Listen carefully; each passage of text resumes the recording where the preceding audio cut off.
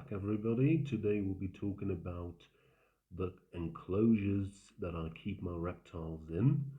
You've already seen them introduced in the previous videos. If you haven't, please check it out. I'm pretty sure you will enjoy that. But today you will basically see an in-depth in their husbandry.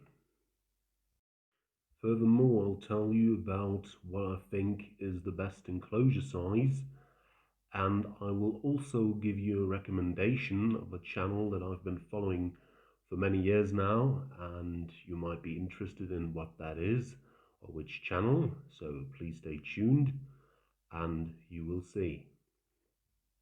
So let's begin with No Rattle, who is basically in the smallest enclosure, which he shares with the other ones as well. So all of them were housed one time or another in this very enclosure. It's nothing very fancy.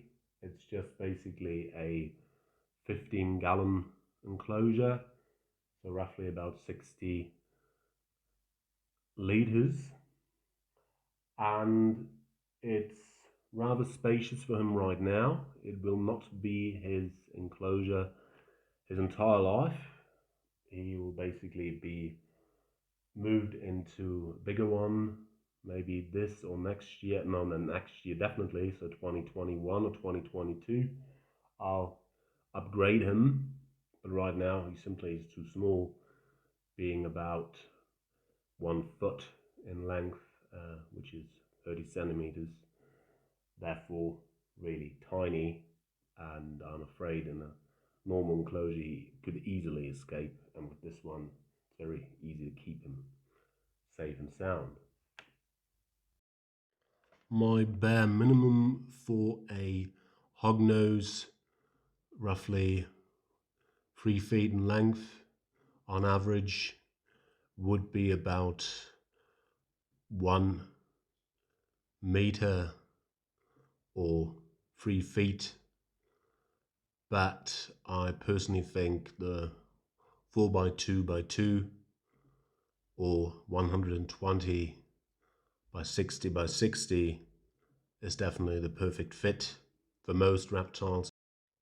Next up is Leroy, who is kept in a 4 by 1.3 by 1.3 or 120 by 40 by 40, basically a DUI enclosure that I built together with a friend of mine, and it is, in my opinion, the perfect fit for a leopard gecko. My bare minimum recommendation for them would be probably also a 4 by 2 by 2, so 120 by 60 by 60, or let's say 1 meter, so a 3-foot enclosure should suffice, especially if you keep them separately. I do keep him separately, but I think that extra space he can absolutely use as well, and he does. And now to my sweetheart Jane, my boa constrictor, who is kept in a vivarium the size of 6 by 2.5 by 4, which is 180 by 75 by 120 centimeters.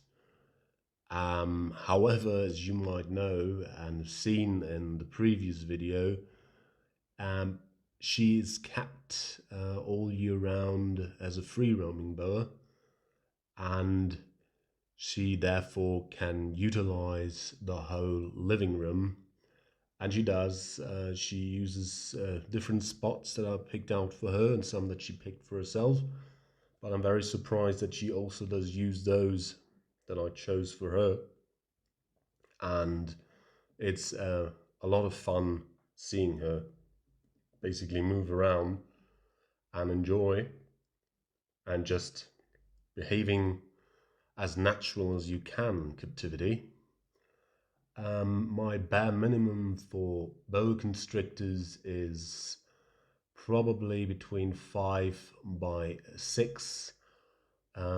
So basically 150 by 180 centimeters. However, that's for smaller ones. The larger specimens, basically in the 8-foot area, so 230, 40 centimeters, I definitely think an 8-foot enclosure is very much what you should have.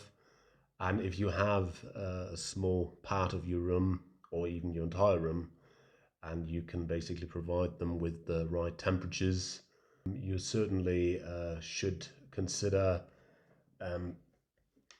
giving them as much space as you can. Since I only have 3 reptiles so far, no worries, I will grow my reptile family gradually. However, there is a great reptile channel that I can absolutely recommend about all sorts of topics, but this video in particular is great to watch. It's about picking the right enclosure sizes by lovely Trisha at Reptilian Garden. Most of you, I'm sure, are familiar with, and it's a great pleasure recommending her because she really is a very kind individual who helps out the reptile community, I think, in a very great way, and is always there for everyone. So that's a very good thing to have in our hobby. I must say I'm rather impressed with what you've achieved regarding your knowledge on reptiles. You've grown quite an expertise also on green tree pythons that you basically raised up as a little hatchling to almost fully grown one now. So yeah, rather impressive, and I'm really looking forward to seeing what you're going to do in the future. All the best in your endeavors, definitely. So should you really be not subscribed to a channel already or following on Instagram, I'm going to leave her details in the description. As this crazy year draws to a close, I just wanted to wish you all the best for the next one, so that we all go into it and through it healthy and sound, and that we can make the best of what we basically desire. So here's to us. Cheers, everyone.